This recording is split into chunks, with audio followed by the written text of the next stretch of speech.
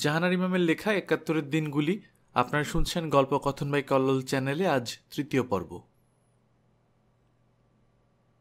২৭শে March ১৯৭১, শনিবার। গতকালও সারা রাত জাগা, গোলাগুলির শব্দ, আগুনের স্তম্ভ, ধোঁয়ার কুণ্ডলী। সকালের দিকে গোলাগুলির শব্দ খানিকক্ষণের জন্য বন্ধ হলো।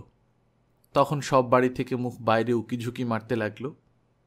বারেক কাশেম সাহস করে গেটের বাইরে দাঁড়ালো। একটু পরে দৌড়ে এসে বলল, আম্মা, রাস্তায় লোকজন, গাড়ি ঘোড়া চলতাছে। সে কি, রেডিওতে তো কারফিউ তোলার কথা বলেনি।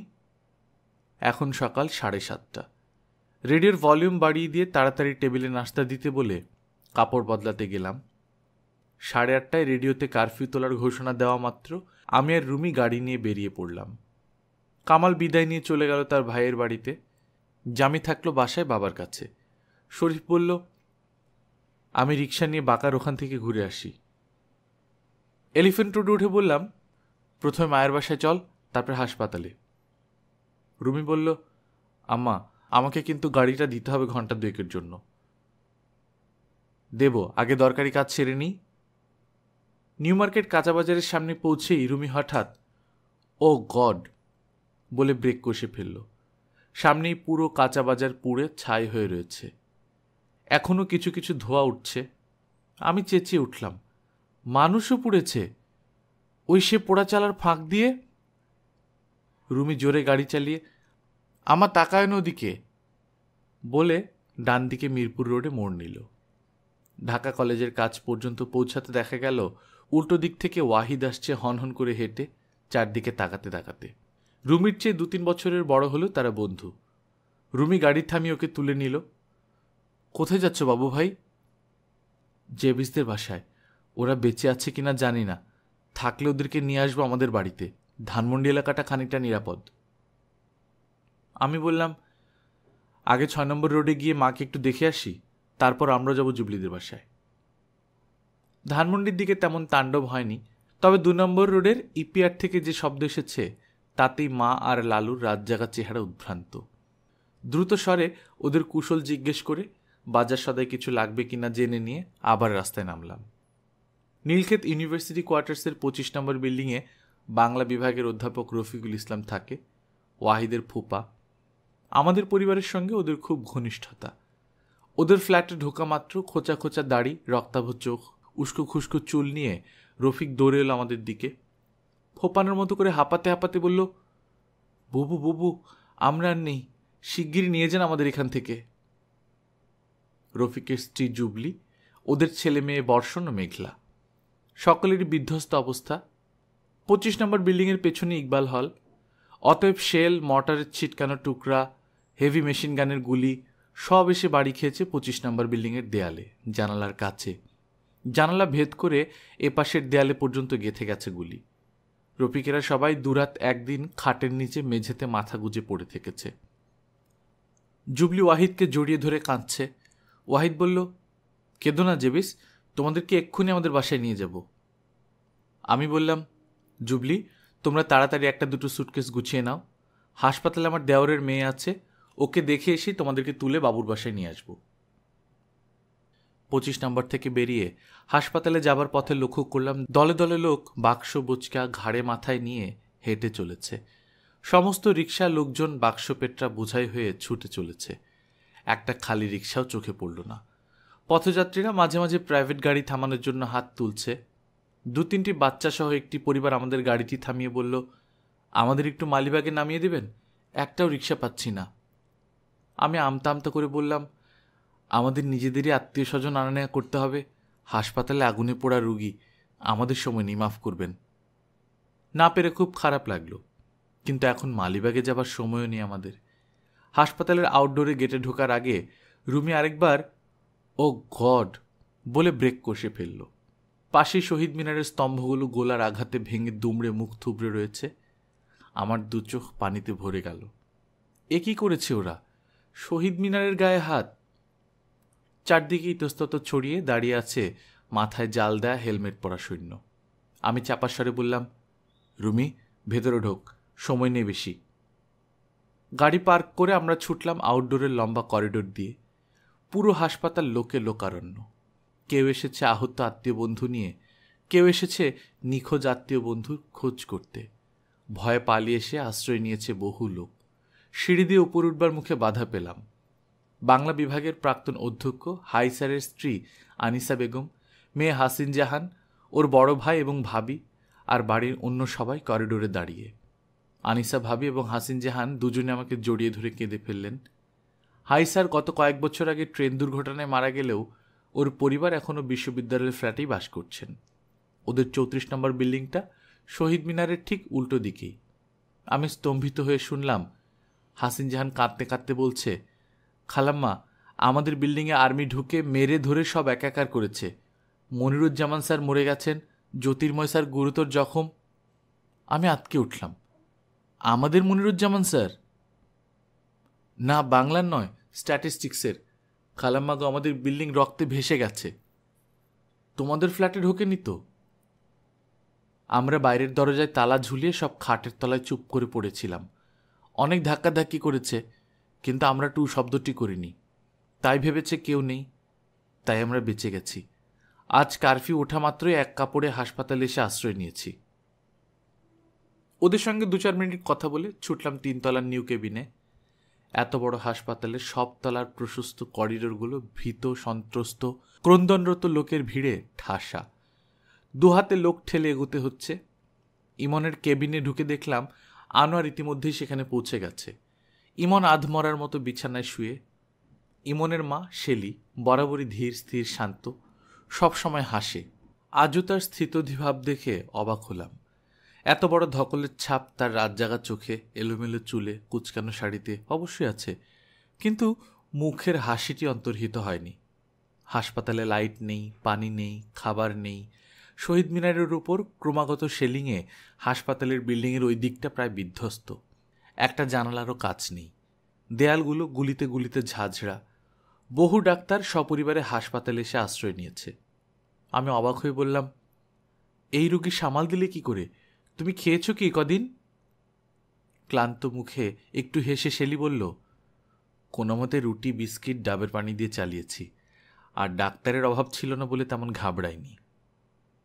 মনে মনে শেলিকে ধন্য ধন্য করে বেরিয়ে এলাম। বাইরে এসে রুমি বলল, আম্মা, একবার সাদের বাসায় যেতে চাই। সাদ আন্দালিব রুমির একমাত্র বন্ধু, যে রুমির চেয়ে বয়সে বড় নয় এবং একই ক্লাসে পড়ে। রফিকদের আগে বাবুর বাসায় পৌঁছে দিই, কিছু বাজার সদাই করে তোর নানিকে পৌঁছে দিই, তারপর তুই গাড়ি নিয়ে যাস। রুমি আমাকে বাড়িতে নামাবার জন্য গেটে গাড়ি ঢোকাতেই দেখি বদিউজ্জামান আমাদের পোর্চে সাইকেল থেকে নামছে। বদিউজ্জামান বাংলা একাডেমিতে চাকরি করে। বহু বছর থেকে আমাদের পরিবারের সঙ্গে ঘনিষ্ঠতা। তার শ্বশুর আব্দুল কুদ্দুস ভুইয়ার বাড়ি রাজারবাগ পুলিশ লাইনের পাশেই। বদিউজ্জামানের স্ত্রী কাজল 2 মাসের বাচ্চা নিয়ে বাপের বাড়িতে ছিল। বদিউজ্জামান ছিল এলিফ্যান্ট রোডে তার চাচার বাড়িতে। আজ সকালে কারফিউ উঠলে সে শ্বশুর বাড়িতে গিয়ে শুনে গত 2 রাত একদিনে সেখানে কি তাণ্ডব হয়ে গেছে। রাজারবাগ পুলিশ লাইনের পুলিশরা পাক আর্মির সঙ্গে মরণপণ যুদ্ধ করার সময় ভুইয়া সাহেবের বাড়িসহ আশেপাশের কয়েকটা বাড়িতেও পজিশন নেয়।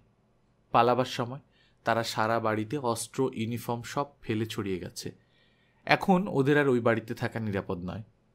তাই বদিউজ্জামান অন্য নিরাপদ আশ্রয়ের খোঁজে বেরিয়েছে।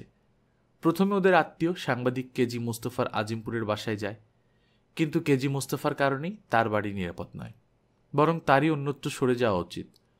বদিউজ্জামান তার আরেক পরিচিত মিসেস মেহের দেলোয়ার হোসেনের বাড়িতেও গিয়েছিল। এর ছেলেমেয়েদের বদি কিছুদিন পড়িয়েছিল। উনি শুধু কাজলকে বাচ্চা সহ রাখতে পারবেন বলেছেন।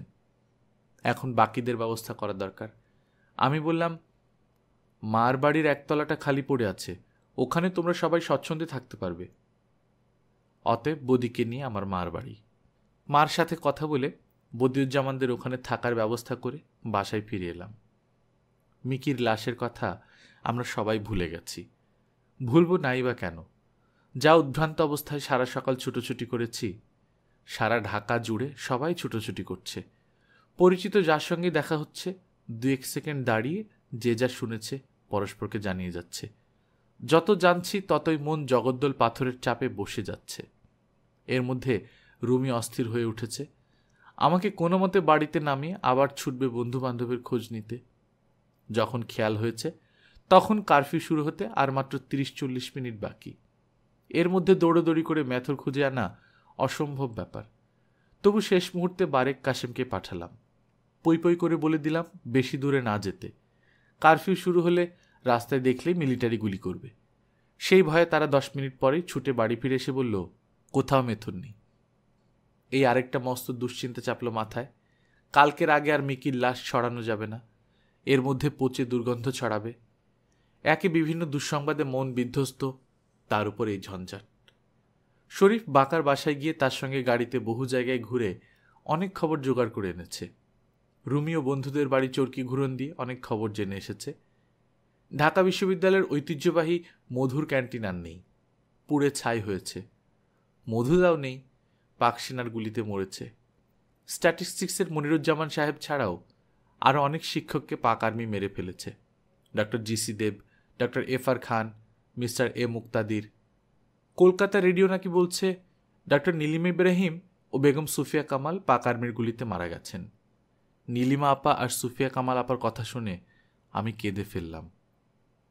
রাজারবাগ পুলিশ লাইনে প্রচণ্ড যুদ্ধের পর বাঙালি পুলিশরা বেশিরভাগ প্রাণ দিয়েছে, অল্প কয়েকজন পালাতে পেরেছে। রাজারবাগ পুলিশ লাইন এখন পাক সেনার গুলিতে ঝাঁঝরা। পাক আর্মি দি পিপলস অফিস পুড়িয়েছে, পুড়িয়েছে ইত্তেফাক অফিস।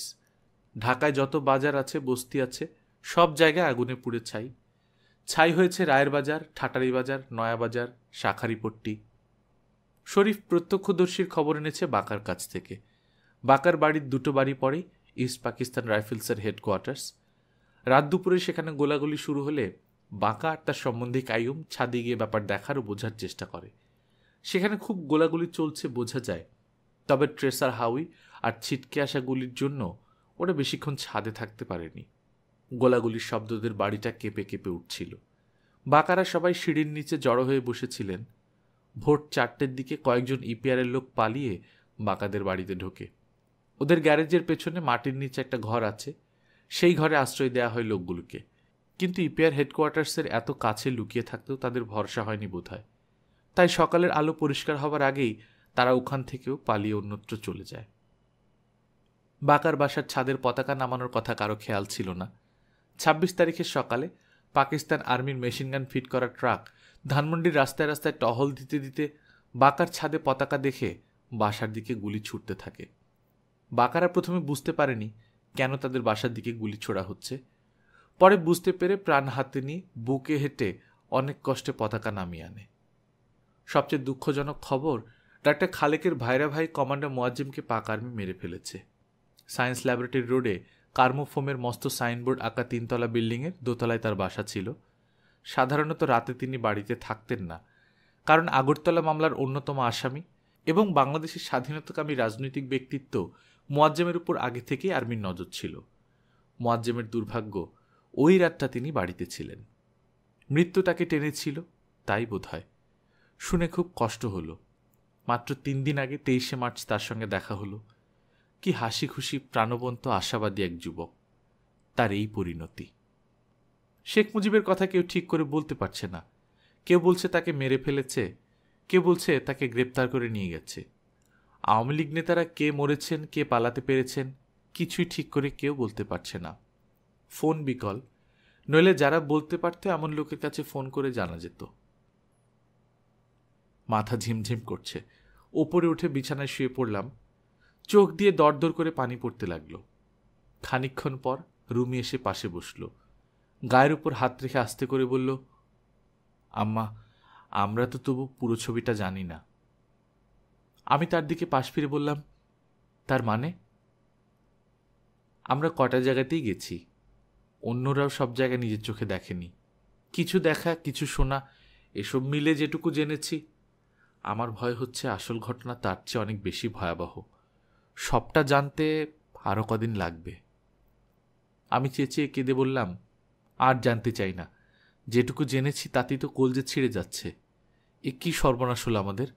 ওরা কি মানুষ না জানোয়ার? ওরা জানোয়ারের অধম আম্মা। ওরা যা করছে তাতে দোজখেও ঠাঁই হবে না ওদের। মার্চ 28, 1971, রবিবার। গত রাতেও ঘুমোতে পারিনি। সন্ধ্যা থেকে শুরু হয়ে গোলাগুলি চলেছে প্রায় ভোর পর্যন্ত। কাল বিকেলেই কারেন্ট এসেছে, কিন্তু ফোন এখনও খারাপ। কারেন্ট না এসে যদি ফোনটা ঠিক হতো তাহলে বেশি স্বস্তি পেতাম। শরীফকে বললাম, আজ যে করি হোক ফোনটা ঠিক করাতেই হবে, তোমার বন্ধু লোকমানকে বলো না। শরীফ বিরক্ত হয়ে বলল, তুমি কি পাগল হলে? মিলিটারি যেখানে সারা ঢাকায় সব ফোন কেটে দিয়েছে, সেখানে তোমার একটা ফোন সারবে কোন ম্যাজিকে? 8টায় কারফিউ উঠতেই কাশেম বারেক দুজনকেই পাঠালাম। যে করি হোক, যত টাকা কবুল করি হোক, মেথর একটা ধরে আনতেই হবে। জামি গো ধরে বসেছিল, কাল সে বাসায় ছিল, অতএব আজ তাকে বাইরে যেতেই হবে। আমি বললাম, ঠিক আছে যাবি, তবে একা নয়, রুমির সঙ্গে। রুমি প্রতিবাদ করে উঠল, আমার অন্য কাজ আছে। আমি রেগে রুমিকে কিছু বলতে গেলাম, তার আগেই কলিং বেল বেজে উঠল। জামি খুলে দিতেই কিটি উদ্ভ্রান্তের মতো এসে ঢুকল। তার সঙ্গে মিস্টার চাইল্ডার দরজার বাইরে বারান্দাতেই দাঁড়িয়ে রইল। কিটি বলে আমি এগিয়ে যেতেই সে ছুটে এসে আমাকে জড়িয়ে ধরল। ধরেই রইল প্রায় 2 মিনিট, আর ছাড়ে না। তার বুকে যেন ঢেকির পাড় পড়ছে, আমি টের পাচ্ছি। একটু পর জল ভরা চোখ তুলে কিটি অস্ফুট স্বরে বলল, তোমরা কেমন আছো দেখবার জন্য এসেছি। 3 মিনিটে শরীফ, রুমি, জামি সকলের কুশল নিয়ে কিটি তক্ষুনি আবার মিস্টার চাইল্ডারের সঙ্গে গাড়িতে উঠে চলে গেল। একটু পর মিনি ভাই এলেন গুলশান থেকে। তার কাছে জানা গেল শেখ মুজিব বেঁচে আছেন, তাকে গ্রেপ্তার করে আননোন ডেস্টিনেশনে নিয়ে যাওয়া হয়েছে। আওয়ামী লীগের নেতারা, ছাত্র নেতারা প্রায় সকলেই পালিয়ে যেতে পেরেছেন। শরীফ বলল, চলুন ঢাকা ক্লাব ঘুরে আসি একবার। রুমি বলল, আব্বু আমি গাড়িটা নিয়ে যাই একটু। আমি বললাম, আজ কিন্তু 12টায় কারফিউ শুরু, মনে থাকে জানো। কেন? কাল তো বিকেল 4টে পর্যন্ত খোলা ছিল। বোধহয় গতকাল লোকজনের অত চলাফেরা দেখে আর্মি আজ সময় কমিয়ে দিয়েছে। জামি বলল, আব্বু আমি তোমার সঙ্গে ঢাকা ক্লাবে যাই। মিনি ভাইয়ের গাড়িতে শরীফ আর জামি ঢাকা ক্লাবে গেল। আমি রুমিকে বললাম, আমাকে 5 মিনিটের জন্য একবার হাসপাতাল ঘুরিয়ে এনে দিয়ে তারপর তুই তোর কাজে যা। ইমন আর শেলির জন্য একটু খাবার দিয়ে আসবো। মুখ হাড়ি করে রুমি আমাকে নিয়ে হাসপাতালে রওনা হলো। বললাম, শহীদ মিনারের সামনের রাস্তা দিয়ে যাবি, ফেরার পথে বাংলা একাডেমির সামনে দিয়ে আসবি। একাডেমির দেয়াল নাকি গোলার ঘায়ে ভেঙে গেছে, আর রেসকোর্সের কালীবাড়িও নাকি নেই। শহীদ মিনারের সামনের রাস্তায় এসে রুমি গাড়ির গতি কমিয়ে চালাতে লাগলো। ডাইনে তাকিয়ে দেখলাম, গতকাল শহীদ মিনারের যে ভাঙা ঊর্ধ্বাংশ দেখেছিলাম, আজ সেটাও নেই। গত রাতের তাণ্ডবে সব অদৃশ্য হয়ে শুধু গোড়া 3টে রয়েছে, ওগুলো আর উপড়াতে পারেনি। একটু জোরেই বললাম, তোমার অপমানের প্রতিশোধ নেবই নেব। রুমির চোয়াল শক্ত হয়ে উঠল। সে ঠোঁটে ঠোঁট টিপে শহীদ মিনার পেরিয়ে হাসপাতালের গেটে ঢুকে গেল। রুমি এলিফ্যান্ট রোডে গলির মুখে আমাকে নামিয়ে দিয়ে চলে গেল। গেটের কাছাকাছি আসতে দেখা হলো হোসেন সাহেবের সঙ্গে। উনি চিন্তিত মুখে বললেন, শুনলাম পাড়ায় কোন বাড়িতে কত জোয়ান ছেলে আছে তার লিস্ট হবে। শুনে চমকে গেলাম। মনে পড়ল, মেইন রোডের উত্তর দিকে একটা গলিতে কয়েকটা অবাঙালি ছেলে থাকে, যাদের সঙ্গে কয়েক মাস আগে রুমির ঝগড়া হয়েছিল। ওদের দৌলতে লিস্টে রুমি জামির নাম নিশ্চয়ই প্রথমে বসবে। বাড়ি ঢুকে রেডিও খুলে রেখে অসহায়ের মতো বসে রইলাম। শরীফ বা রুমি না ফেরা পর্যন্ত করার কিছু নেই। হঠাৎ জানালা দিয়ে কি যেন ঝপ করে পড়ল। চমকে দেখি খবরের কাগজ। দৌড়ে জানালার কাছে গিয়ে ডাক দিলাম, বদরুদ্দিন, বদরুদ্দিন তুমি বেঁচে আছো? বদরুদ্দিন সেই 1956 সাল থেকে আজিমপুরের বাসায় থাকার সময় থেকে আমাদের কাগজ দেয়। বদরুদ্দিন রোগা মুখে করুণ হেসে বলল, আল্লাহর রহমত আর আপনাদের দোয়া। আর কোনো কাগজ বেরোয়নি? না, এই একটাই। যেদিন যতগুলো কাগজ বেরোবে সব দিয়ে যাবে, কেমন? আচ্ছা বলে বদরুদ্দিন চলে গেল। কাগজ পড়ার উত্তেজনায় বদরুদ্দিনকে জিজ্ঞেস করতে ভুলে গেলাম এই কয়দিন তার কেমন কেটেছে। 25 তারিখ রাতের মহামারণ যজ্ঞের পর এই প্রথম কাগজ বেরোলো। পাকিস্তান অবজারভার, 2 পাতা মাত্র, 8 কলাম জুড়ে 2 ইঞ্চি চড়া হেডলাইন, ইয়াহিয়া ব্রডকাস্টস, ইয়াহিয়ার বেতার ভাষণ, ইয়াহিয়ার 26 তারিখ সন্ধ্যার বেতার বক্তৃতার পুরো বিবরণ। তার নিচে বাকি পাতা জুড়ে মার্শাল ল অর্ডার সমূহের নম্বর ধরে ধরে বিবরণ। একপাশে ছোট্ট হেডিংয়ে খবর, মুজিব অ্যারেস্টেড, মুজিব গ্রেপ্তার। সকালে রেডিওতে ঘোষণা করা হয়েছিল 8টা থেকে 12টা কারফিউ থাকবে না, অথচ এখন 11:15টায় সেটা বাড়িয়ে বিকেল 5টা পর্যন্ত করা হলো। এতে আমাদের সুবিধাই হয়েছে, রুমি জামিকে মিনি ভাইয়ের বাসায় দিয়ে আসা সম্ভব হবে। মিনি ভাই বলেছেন গুলশানের বাড়িগুলি তুলনামূলকভাবে নিরাপদ। জামি ঢাকা ক্লাব থেকে ফিরেছে খুব বিচলিত হয়ে। ঢাকা ক্লাবেও আর্মি ঢুকেছিল, কয়েকজন বেয়ারার লাশ আজ সকাল পর্যন্ত পড়েছিল। জামির জীবনে বোধহয় এই প্রথম এরকম ফুলে পচে ওঠা 2-3টে লাশ এভাবে দেখা। ভালোই হলো, গুলশানে টাট্টুর সঙ্গে থাকলেও সামলে উঠতে পারবে। দুপুরে খেয়েই রুমি জামিকে নিয়ে গুলশান চললাম আমি ও শরীফ। রাস্তাঘাট গতকালের তুলনায় বেশ নির্জন। 12টায় কারফিউ শুরু হবে, সেটা সকালেই জেনে লোকজন সেইভাবে বাড়ি দৌড়েছে। শেষ মুহূর্তে সময় বাড়ালেও জনশূন্য রাস্তাঘাট আর ভরে ওঠেনি। রুমি জামিকে গুলশান রেখে ফেরার পথে আজিমপুরে গেলাম একরাম ভাই ও লিলিবুর বাসায়। মার্চ 29, 1971 সোমবার। রেডিও আজ একচোটেই বলে দিয়েছে 8টা থেকে 5টা কারফিউ থাকবে না। সকালেই গেলাম গুলশানে রুমি জামিকে বাড়ি নিয়ে আসতে। আজ রুমির জন্মদিন, অন্তত দুপুরে কিছু রান্না করে খাইয়ে দিই। গিয়ে দেখি কিটি ওখানে বেড়াতে গেছে। গুলশানের বেশিরভাগ বাড়িতে বিদেশিদের বাস, সেখানে চলাফেরার একটু সুবিধে, আর্মির উৎপাতও একটু কম। ফিরতে ফিরতে ভাবছিলাম কাঁচা বাজার সব পুড়ে নিশ্চিহ্ন, কিছুই পাওয়া যায় না। আজও কি ডাল আলু দিয়ে খাওয়া হবে? হঠাৎ চোখে পড়ল এয়ারপোর্ট রোডের সার বন্ধ দোকানের মাঝখানে ছোট্ট একটা গোশতের দোকান খোলা, মাত্র একটি খাসির রান ঝুলছে। তক্ষুনি গাড়ি থামিয়ে রানটা কিনে নিলাম। বললাম, রুমি, তোর কপালে পেয়ে গেলাম। বাড়ি পৌঁছে দেখি চিঙ্কু আর কায়সার বসে আছে। বললাম, ভালোই হলো তোমরা এসেছো, আজ রুমির জন্মদিন, তোমরা দুপুরের সঙ্গে খেয়ে যাও। তারপর 3টে চুলো ধরিয়ে কাশেম বারেক দুজনকে খাটিয়ে নিজেও দ্রুত খেটে তৈরি হলো পোলাও, কোরমা আর চানার হালুয়া। গুলশান থেকে আসার সময় রেবা তার বাগানের কিছু টমেটো তুলে দিয়েছিল, সেটা দিয়ে সালাদ বানানো হলো। খাওয়ার পর ঢেকুর তুলে জামি বলল, ভাইয়ার জন্মদিনের খাওয়াটা ভালোই হলো, এমন দুর্দিনের বেশি আর কি চাই। খাওয়া দাওয়ার পর রুমি জামিকে আবার গুলশানে রেখে এলাম। মার্চ 30, 1971 মঙ্গলবার। সুফিয়া কামাল আপা, নীলিমা ইব্রাহিম আপা বেঁচে আছেন। কলকাতা রেডিওতে ভুল খবর দিয়েছিল, খবরটা জেনে মনটা খুব ভালো হলো। ইংরেজি বিভাগের জ্যোতির্ময় গুহ ঠাকুরতা ও তার স্ত্রী বাসন্তীদির খবর নেয়ার জন্য 34 নম্বর বিল্ডিংয়ে গেলাম। 5 দিন পরেও সামনের ছোট বারান্দায় পুরু হয়ে জমাট বাঁধা রক্ত শুকিয়ে কালচে হয়ে আছে। হাসিন জাহানদের ফ্ল্যাটে এখনও তালা ঝুলছে। বাসন্তীদির ফ্ল্যাটের দরজায় কড়া নাড়লে একজন বুড়ো মতো লোক বেরিয়ে এসে বলল, কেউ বাড়ি নেই। কোথায় গেছেন জিজ্ঞেস করাতে বলল জানে না। জ্যোতির্ময় দাদাবাবুকে কোন হাসপাতালে নেওয়া হয়েছে তাও সে জানে না। নিরাশ হয়ে ফিরে এলাম। একা একা মেডিকেল কলেজ হাসপাতালে গিয়ে খোঁজ করতে সাহস হলো না। একটা একটা করে দিন যাচ্ছে, আর লোকমুখে পাকিস্তান আর্মির বর্বরতার নতুন নতুন খবর কানে এসে মন মানসিকতা সব অসাড় করে দিচ্ছে। দিনরাত কি এক দুঃস্বপ্নের ঘোরে কাটছে। আর গুজবই যে কত, একটা করে গুজব শুনি আর ভয়ে আতকে উঠে হুটুপুটি লাগিয়ে দিই। যেমন আজকে 11টার দিকে মিনি ভাই এলেন রুমি জামিকে নিয়ে।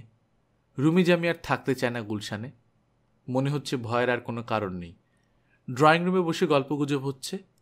বারেককে মোড়ের দোকানে পাঠিয়েছি চা পাতা আনতে। খানিক পরে সে ফিরে এসে ভয়ার্ত মুখে বলল, আম্মা, ওই মোড়ের দোকানে একজন বিহারি জিগাইছিল রুমি ভাইয়া বাসায় আছে কিনা। ব্যাস, অমনি তাড়াহুড়ো লেগে গেল। রুমি জামিকে তক্ষুনি মিনি ভাইয়ের সঙ্গে গাড়িতে তুলে দিয়ে আবার গুলশান রওনা করিয়ে দিলাম। 2:30টার সময় হঠাৎ একটা সুটকেস হাতে অজিত নিয়োগী এসে হাজির। আমরা হতবাক। নিয়োগী দাদার মুখে 4-5 দিনের খোঁচা খোঁচা দাড়ি, চোখ টকটকে লাল, কাপড় চোপড় ময়লা কুচকানো, গাল বসে গেছে, চুলে জট পাকিয়ে গেছে। অবাক ভাবটা কাটার পর আমি হঠাৎ পাগলের মতো হাসতে লাগলাম। কি নিয়োগী দাদা, রক্তস্রোত নাকি অল্পের জন্য এড়াতে পারা গেছে? শরীফ মৃদুস্বরে ধমক দিল, পাগল হলে নাকি? ওকে সুস্থির হতে দাও। বসুন মিস্টার নিয়োগী। শরীফ ওর হাত থেকে সুটকেসটা নিল। কোথায় ছিলেন এ কয়দিন? সিদ্ধেশ্বরের এক লোকের গোয়াল ঘরের পাশে এক ঘুপচি টিনের ঘরে এ কদিন কাটিয়েছেন। মশারি ছিল না, অসম্ভব মশায় ঘুমোতে পারেননি। খাওয়া দাওয়া প্রায় জোটেনি বললেই চলে। চা একদমই না, অথচ দিনে 15 থেকে 20 কাপ চা খাওয়ার অভ্যাস তার। প্রথমেই ওকে দোতলায় রুমিদের ঘরে নিয়ে গেলাম। নিচে রাখতে সাহস পেলাম না, যদি হঠাৎ কেউ এসে পড়ে। ওকে গোসল করে কাপড় বদলাতে বলে নিচে এলাম খাবার ব্যবস্থা করতে। খাওয়ার পর 1 কাপ চা ওর হাতে দিয়ে শরীফ ও আমি সামনে আলোচনা করলাম। এ পাড়ার যা অবস্থা, ওকে বাড়িতে রাখা নিরাপদ হবে না। কেউ এসে ওকে দেখে চিনে ফেললেই বিপদ। ধানমন্ডির 6 নম্বর রোডে মা ও লালু থাকেন, সেখানে 3 তলার রুমটিতে উনি সবচেয়ে নিরাপদে থাকবেন। কাকপক্ষীও টের পাবে না, কারণ মার কাজের লোকজন নেই। বদিউজ্জামানরা নিচতলায় থাকেন বটে, কিন্তু তারা এমনভাবে দরজা জানালা সেটে নিঃশব্দে বাসার ভেতর থাকে, বাইরে থেকে কারো বোঝার সাধ্যি নেই যে ও বাসায় অতগুলি লোক থাকে। বদির পরিবার, তার শ্বশুরের পরিবার, কেজি মোস্তফার পরিবার। 3:30টার সময় ওকে নিয়ে মার বাসায় গেলাম। গাড়িটা একেবারে বাড়ির সামনে নিলাম না, কি জানি বদিরা যদি কেউ হঠাৎ দরজা খুলে কোনো কাজে বাইরে আসে। আমি প্রথমে বাড়ির সামনে গিয়ে দেখে নিলাম একতলার সব দরজা জানালা বন্ধ আছে কিনা। তখন মার কলিং বেল টিপলাম। লালু এসে দরজা খোলার পর আমার ইশারা পেয়ে শরীফ নিয়োগী দাদাকে নিয়ে বাড়িতে ঢুকে গেলেন। আব্বাজানের পুরনো বন্ধু অজিত নিয়োগী। মা ও লালু ওকে খুশি মনেই রাখলেন। সেখান থেকে গেলাম ভূতের গলিতে, ভাসতে কলিম আর চাচাতো দেব নজলু ও হুদাদের বাসায়। ওরা কেমন আছে খোঁজখবর নেওয়ার জন্য।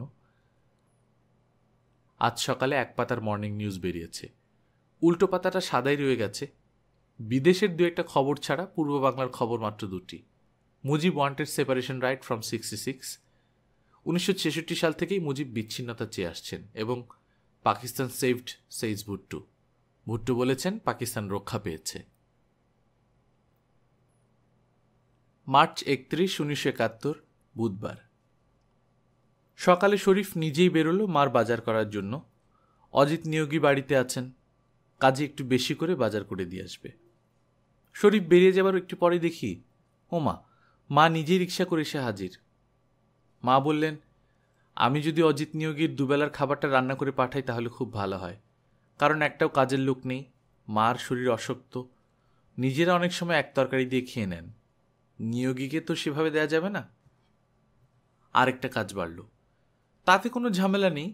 সমস্যা হলো রোজ দুবেলা টিফিন ক্যারিয়ারে খাবার নেওয়ার সময় ও বাড়ির সামনে কেউ না দেখে ফেলে। এ বাড়িতেও বারেক কাশেমরা যেন বুঝতে না পারে কোথায় খাবার যাচ্ছে। ওদের বলা হলো হাসপাতালে অসুস্থ আত্মীয়দের জন্য খাবার পাঠানো হচ্ছে। 31 তারিখে আরও 2টো পত্রিকা বেরিয়েছে, দৈনিক পাকিস্তান ও পূর্বদেশ। 4টে পত্রিকাতেই ইস্ট পাকিস্তানের পরিস্থিতি দ্রুত স্বাভাবিক হওয়ার পথে এ কথা ফলাও করে লেখা হয়েছে। পূর্বদেশের লেখার মাঝখানে একটা লাইন একেবারে বুকে এসে ঘা মারল। শান্তিপ্রিয় বেসামরিক নাগরিকদের যেসব দুষ্কৃতিকারী হয়রানি করছিল তাদের বিরুদ্ধে যে ব্যবস্থা গ্রহণ করা হয় তা সাফল্যের সঙ্গে সমাপ্ত হয়েছে। মর্নিং নিউজ হেডলাইন দিয়েছে, Yahya's stand to save Pakistan praised. Pakistan রক্ষা ইয়াহিয়ার দৃঢ় সংকল্প প্রশংসিত। Yahya lauded for right steps to save country. দেশ রক্ষায় সঠিক পদক্ষেপ গ্রহণের জন্য ইয়াহিয়া নন্দিত। অক্ষম রাগে আর অপমানে ফালা ফালা করে ছিঁড়ে ফেললাম কাগজ দুটো।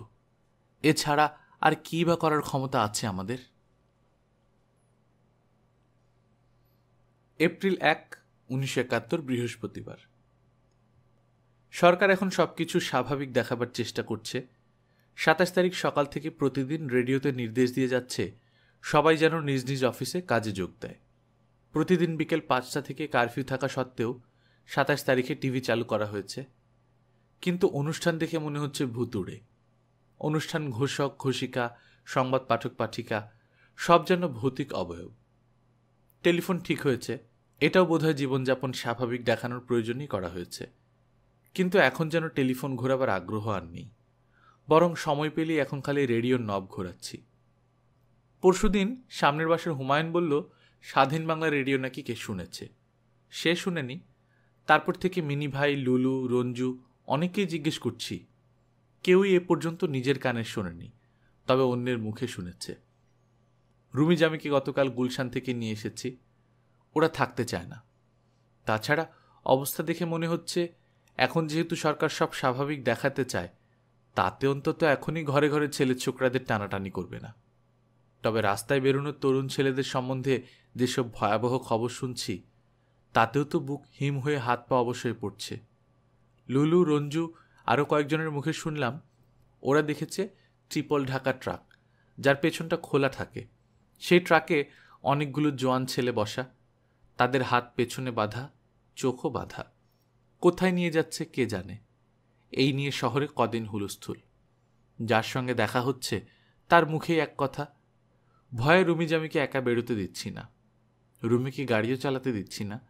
ড্রাইভার না থাকলে আমি চালাচ্ছি, রুমিজামিকে পেছনে বসিয়ে। মহিলা চালক দেখলে রাস্তায় আর্মি কিছু বলে না, ওদের যত রাগ উঠতি বয়সী ছেলেদের উপর।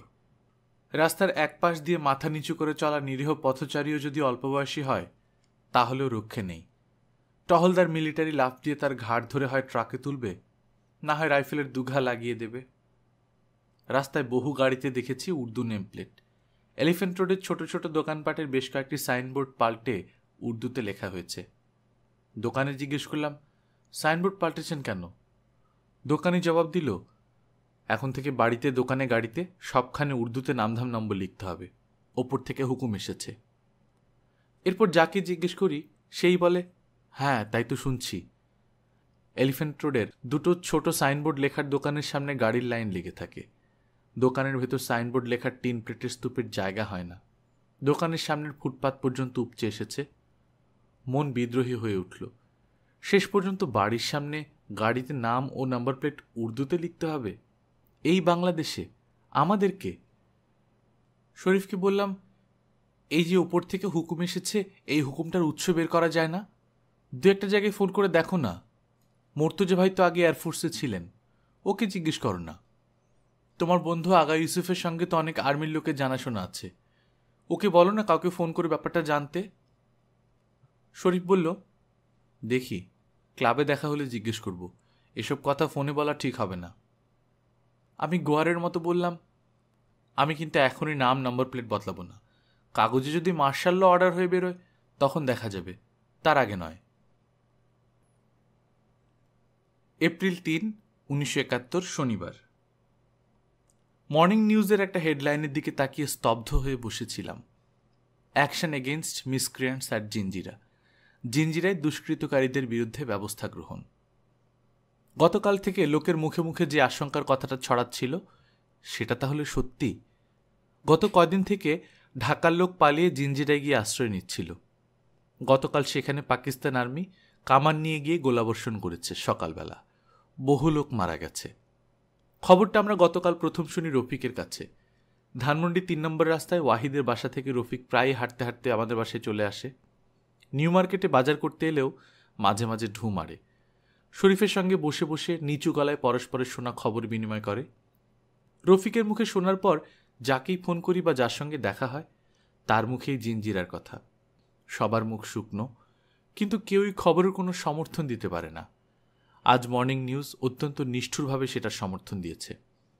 খবরে লেখা হয়েছে, দুষ্কৃতিকারীরা দেশের ভেতর নির্দোষ ও শান্তিপ্রিয় নাগরিকদের হয়রান করছে। বুড়িগঙ্গার দক্ষিণ জিঞ্জিরায় সম্মিলিত এরকম একদল দুষ্কৃতকারীর বিরুদ্ধে ব্যবস্থা গ্রহণ করা হয়েছে।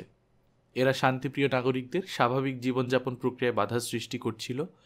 এলাকাটি দুষ্কৃতকারী মুক্ত করা হয়েছে। দুপুরের পর রঞ্জু এলো বিষণ্ণ গম্ভীর মুখে। এমনিতে হাসি খুশি টকবগে তরুণ, আজ সেও স্তব্ধ স্তম্ভিত। সোফায় বসে বলল, ফুপু আম্মা, কি যে সাংঘাতিক ব্যাপার! কচি বাচ্চা থুরথুর বুড়া কাউকে রেহাই দেয়নি জল্লাদরা। কি করে পারল? আমি বললাম, কেন পারবে না? গত কদিনে ঢাকায় যা করেছে তা থেকে বুঝতে পারো না ওরা সব পারে? ফুপাম্মা, আমার এক কলিগ ওখানে পালিয়েছিল সবাইকে নিয়ে। সে আজ একা ফিরে এসেছে, একেবারে বদ্ধ পাগল হয়ে গেছে। তার বুড়ো মা, বউ, 3 বাচ্চা, ছোট এক ভাই, সব মারা গেছে। সে সকালবেলা নাস্তা কিনতে একটু দূরে গেছিল বলে নিজে বেঁচে গেছে, কিন্তু এখন সে বুক মাথা চাপড়ে কেঁদে গড়াগড়ি যাচ্ছে আর বলছে কেন বাঁচল। ফুপাম্মার চোখে দেখা যায় না তার কষ্ট। অথচ কাগজে লিখেছে ওরা নাকি দুষ্কৃতকারী। শরীফ বাইরে গিয়েছিল, বাড়ি ফিরে আরেকটা বম্বশেল ফাটালো। শুনছ, হামিদুল্লাহ বউ ছেলে নিয়ে নৌকায় করে গ্রামের বাড়ি যাচ্ছিল। জিঞ্জিরার কাছে পাক আর্মির গোলা পড়ে গিয়ে ওদের নৌকায়। ওর ছেলেটা মারা গেছে, বউ ভীষণভাবে জখম। হামিদুল্লাহর বউ সিদ্দিকাকে ওর বিয়ের আগে থেকেই চিনতাম, ভারী ভালো মেয়ে। হামিদুল্লাহ ইস্টার্ন ব্যাংকিং কর্পোরেশনের ম্যানেজিং ডিরেক্টর। সেও খুব নিরীহ নির্বিরোধী মানুষ, একটাই সন্তান ওদের। তার এরকম মর্মান্তিক মৃত্যু, মনটা খুব খারাপ হয়ে গেল। খবরের কাগজটা তুলে বললাম, অথচ সামরিক সরকার এদিকে দুষ্কৃতকারী বলছে। বিকালে রেবা মিনি ভাই বেড়াতে এলো, তাদেরও মুখ থমথমে। মিনি ভাইয়ের এক দূরসম্পর্কের আত্মীয় খন্দকার সাত্তার, তিনিও তার পরিবার পরিজন নিয়ে নৌকায় করে দেশের বাড়ির দিকে যাচ্ছিলেন। কামানের গোলার টুকরা তাদের নৌকাতেও গিয়ে পড়ে। নৌকায় ওর ছোট ভাই এবং আরও কয়েকজন গুরুতর জখম হয়েছে। এপ্রিল 4, 1971 রবিবার। আজ কিটি ঢাকা ছেড়ে চলে যাচ্ছে। সকালে এসেছে বিদায় নিতে, ওর রেডিওটা সঙ্গে নিয়ে এসেছে। খাবার টেবিলের উপর রেখে বলল, এটা তোমাদের কাছে রেখে যাচ্ছি। এখন প্রথমে তেহরান যাব, তারপর কোথায় যাব নেই ঠিক। এত ভারী রেডিও নিয়ে মুভ করাও অসুবিধে। কিটি রাওয়ালপিন্ডি হয়ে তেহরান যাবে। ওর কাছে বেলুদ হলুদের ফোন নাম্বার লিখে দিলাম। ওরা ইসলামাবাদে থাকে। ওদেরকে বলো এখানে কি কি ঘটেছে, আর বলো আমরা ভালো আছি। কিটি আস্তে করে বলল, তোমাদের কিছু জিনিস আমি আমার সঙ্গে নিয়ে যেতে পারি নিরাপদে রাখার জন্য। রুমি লাফ দিয়ে এসে বলল, হ্যাঁ, বঙ্গবন্ধু 7ই মার্চের ভাষণের রেকর্ডটা তুমি সঙ্গে নিয়ে যাও, আর চে গুয়েভারের এই বই দুটো। আমি শাহনাজের গাওয়া জয় বাংলা বাংলার জয় রেকর্ডটাও দিলাম। রুমি বলল, আশা করব একদিন তুমি এগুলো ঢাকায় আবার ফিরিয়ে নিয়ে আসবে। তাই যেন হয়। কিটির চোখ পানিতে ভরে গেল। শরীফের সঙ্গে কিটির দেখা হলো না। কিটি আসার আগেই শরীফ বাঁকার সঙ্গে সাভারে গেছে। আমরা জানতাম না যে কিটি আজই চলে যাবে। মিস্টার চাইল্ডারের বাসায় ফোন নেই, কিটি আগে জানাতে পারেনি। কিটি চলে গেলে আমরা সবাই খানিকক্ষণ খুব মন খারাপ করে বসে রইলাম। তারপর মাথা ঝাঁকিয়ে উঠে দাঁড়ালাম। না, এভাবে বসে বসে কষ্ট পাওয়ার কোনো মানে হয় না, একটু হেঁটে আসি। এলিফ্যান্ট রোডে উঠতেই দেখি রিকশায় মা। আমাকে দেখে নেমে বললেন, পায়ে হেঁটে কোথায় যাচ্ছিস? কোথাও না, এমনি। মা রিকশা ভাড়া চুকিয়ে আমার সঙ্গে হাঁটতে লাগলেন। বললেন, চ কাঁচা বাজারে যাই। নিউ মার্কেট কাঁচা বাজারের পোড়া জঞ্জাল এখনো সম্পূর্ণ সরানো হয়নি, তবু ওরই মধ্যে কিছু কিছু দোকানদার একটু সাফসুতরো করে পসরা নিয়ে বসেছে। একদম ভিড় নেই। নিউ মার্কেট কাঁচা বাজারে আগে কোনো দিন ঢুকিনি ভিড়ের ভয়ে, আর এখন গায়ে হাওয়া লাগিয়ে ঘুরলাম। ডিম অসম্ভব সস্তা, 2 টাকা হালি। মা আর আমি মিলে একসঙ্গে 50টা কিনলাম। মুরগি, শাকসবজি সবই মনে হলো পানির দর। কাছাকাছি গ্রাম থেকে যে যা পেরেছে নিয়ে এসে বসেছে। কোনো মতে বিক্রি হলেই ঊর্ধ্বশ্বাসের দৌড়ে চলে যাবে এমন ভাব। ঝুড়ি হাতে কুলি ছোকরা একটাও নেই। বয়ে নিতে পারবো না বলে আর কিছু কিনলাম না। বাড়ি ঢুকে দেখি শরীফ ফিরেছে সাভার থেকে। মুরগি, শাকসবজি, মিষ্টি অনেক কিছু কিনে এনেছে। ভাগ্যিস ডিম ছাড়া আর কিছু কিনিনি কাঁচা বাজার থেকে। মাকে একটা মুরগি, কিছু সবজি ও মিষ্টি দিলাম। রুমিকে বললাম, যা নানিকে পৌঁছে দিয়ে আয়। বাড়ির নাম ও গাড়ির নম্বর প্লেট উর্দুতে লেখার কথা নেহাতি গুজব। সামরিক কর্তৃপক্ষ এই মর্মে কাগজে বিবৃতি দিয়েছে। শরীফ মন্তব্য করল, নেহাত ভিত্তিহীন গুজব বলে মনে হয় না। অতি উৎসাহী অবাঙালিরা এটা প্রথম ছড়িয়েছে বলে আমার বিশ্বাস। তারপর কানাকানি, বলা বলি, চাপা অসন্তোষ এসব হতে হতে সরকারের টনক নড়েছে। তাই এখন কাগজে ঘোষণা দিয়ে বলছে ভিত্তিহীন গুজব। চত্ব সব। আমি বললাম, তবু তো রেহাই। উর্দুতে নম্বর প্লেট, বাড়ির সামনে উর্দু হরফে কণিকা লেখা। মাগো, আল্লাহ বাঁচিয়েছেন। 9 এপ্রিল 1971 শুক্রবার। কারফিউর মেয়াদ ধীরে ধীরে কমছে। 5 তারিখে 6টা থেকে 6টা ছিল। 6 তারিখে 7:30টা থেকে 5টা দিয়েছিল। গতকাল আরও কমিয়ে 9টা থেকে 5টা করেছে। বদিউজ্জামানরা সবাই মার বাড়ির একতলা থেকে চলে গেছে নিজ নিজ বাসায়। রফিকরা ওয়াহিদের বাসা থেকে সরে মার বাড়ির একতলায় এসে উঠেছে। 3 নম্বর রোডে ওয়াহিদের বাসার কাছাকাছি মিলিটারিদের চলাফেরা খুব বেড়ে গেছে। কি একটা চেকপোস্ট নাকি যেন হয়েছে। মার বাড়ি 6 নম্বর রোডের ভেতরে বলে কিছুটা নিরিবিলি। কপাল ভালো, আগের দিনই অজিত নিয়োগে চলে গেছেন। ওর কিছু বন্ধু প্রথমে আমাদের বাসায় এসে খোঁজ করেন, তারপর মার বাসা থেকে খুব সাবধানে গাড়ির ভেতর চাদর মুড়ি দিয়ে বসিয়ে অন্যত্র নিয়ে গেছেন। শুনলাম গ্রামের বাড়িতে যাবেন।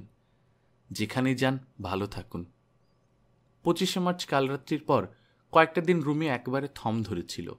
টেপা ঠোঁট, শক্ত চোয়াল, উদ্ভ্রান্ত চোখের দৃষ্টির ভেতরে যেন প্রচণ্ড আক্ষেপ জমাট বেঁধে থাকত। এখন একটু সহজ হয়েছে, কথাবার্তা বলে, মন্তব্য করে, রাগ করে, তর্ক করে, বন্ধুদের বাড়ি দৌড়দৌড়ি করে, নানা রকম খবর নিয়ে আসে। আজ বলল, জানো আম্মা, বর্ডার এলাকাগুলিতে না যুদ্ধ হচ্ছে। শুনি চমকে গেলাম। যা, তা কি করে হবে? সবখানে তো মেরে ধরে পুড়িয়ে শেষ করে দিচ্ছে। তা হয়তো দিচ্ছে। 25-এর রাত থেকে যেখানে যেখানে প্রতিরোধ গড়ে উঠেছিল, পাকিস্তানিরা সেসব জায়গা আবার দখল করে নিচ্ছে, এটাও সত্যি। কিন্তু সেগুলো তারা এমনি এমনি দখল করতে পারছে না। সেসব জায়গায় তুমুল যুদ্ধ হচ্ছে। বহু জায়গায় বাঙালি আর্মি অফিসাররা রিভোল্ট করেছে। তাদের সঙ্গে যোগ দিয়েছে ইপিআর, ইবিআর, পুলিশ, আনসারের লোকজন। ঢাকা থেকে বহু ছেলে ছোকরা বর্ডারের দিকে লুকিয়ে চলে যাচ্ছে যুদ্ধ করবে বলে। পাক আর্মি যেসব থানা, গ্রাম, মহকুমা জ্বালিয়ে দিয়েছে, সেখানকার লোকজনও বর্ডারের দিকে পালিয়ে যাচ্ছে যুদ্ধ করতে। পালাচ্ছে ঠিকই, তবে যুদ্ধ করতে কি? ওরা তো সব পালিয়ে ভারতে আশ্রয় নিচ্ছে। তা নিচ্ছে ঠিকই, কিন্তু আমার যুদ্ধ হচ্ছে। তুই এত কথা কোথায়, কার কাছে শুনিস? সবখানে, সবার কাছে। আমার বন্ধুদের অনেকের আত্মীয় স্বজন মফস্বল থেকে ঢাকায় আসছে, তাদের কাছে। বিশ্বাস হতে চায় না। হায় রে, আমার কোনো আত্মীয় যদি এমনি মফস্বল থেকে আসতো, তাহলে তার মুখে শুনে বিশ্বাস হতো। রুমি বলল, আমার জানাশোনা অনেক ছেলে বাড়িতে না বলে লুকিয়ে চলে গেছে। আমি অবিশ্বাসী সুরে বললাম, কই, কারা গেছে? নাম বলতো। কেন? বাবু ভাই, চিঙ্কু ভাই। আমি আবার চমকালাম। ওরা ওরা তো চাটগা গেল। রুমি হাসল। আসলে ওরা যুদ্ধেই গেছে। কোথায় যুদ্ধ হচ্ছে তা তো ঠিক করে কেউ বলতে পারছে না। ওরা খোঁজ করতে করতে যাবে। আমি স্তব্ধ হয়ে বসে রইলাম। কিরকম ভালো মানুষের মতো মুখ করে ওয়াহিদ এই তো কদিন আগে বলে গেল মার সঙ্গে দেখা করতে যাচ্ছে চাটগার গ্রামের বাড়িতে। চিঙ্কুও যাচ্ছে তার সঙ্গে। চিঙ্কুর ফুপা চট্টগ্রাম বিশ্ববিদ্যালয়ের অধ্যাপক, ও ফুপার বাড়িতে বেড়াতে যাচ্ছে। রুমি খুব আস্তে কিন্তু দৃঢ় গলায় বলল, আম্মা, আমি যুদ্ধে যেতে চাই। কি সর্বনেশে কথা! রুমি যুদ্ধে যেতে চায়, কিন্তু যুদ্ধটা কোথায়? কেউ তো ঠিক করে বলতে পারছে না। সবখানে শুধু জল্লাদের নৃশংস হত্যার উল্লাস, হাত বাঁধা, চোখ বাঁধা অসহায় নিরীহ জনগণের উপর হায়নাদের ঝাঁপিয়ে পড়ার নিষ্ঠুর মত্ততা। যুদ্ধ হচ্ছে এ কথা ধরে নিলেও তো তা এতটাই অসম যুদ্ধ যে কয়েকদিনের মধ্যেই পাকিস্তানি সৈন্যরা তাদের আধুনিকতম মারণাস্ত্র দিয়ে বিদ্রোহী বাঙালিদের গুঁড়িয়ে মাটিতে মিশিয়ে দেবে। সবখান থেকে তো সেই খবরই শুনতে পাচ্ছি। এইরকম অবস্থায় রুমিকে যুদ্ধে যেতে দিই কি বলে? মাত্র 20 বছর বয়স রুমির, কেবল আইএসসি পাশ করে বিশ্ববিদ্যালয়ে ঢুকেছে। ও যুদ্ধের কি বোঝে? ও কি যুদ্ধ করবে? গল্পকথন বাই কল্লোল চ্যানেলে আপনারা শুনছিলেন শহীদ জননী জাহানারা ইমামের লেখা 71 দিনগুলি, আজ 3য় পর্ব। আপনারা যারা সাবস্ক্রাইব করেনি, সাবস্ক্রাইব করে নেবেন। যদি গল্প ভালো লাগে বন্ধুদের সাথে শেয়ার করবেন। নিজে ভালো থাকবেন, আশেপাশের মানুষদের ভালো রাখার চেষ্টা করবেন। টাটা।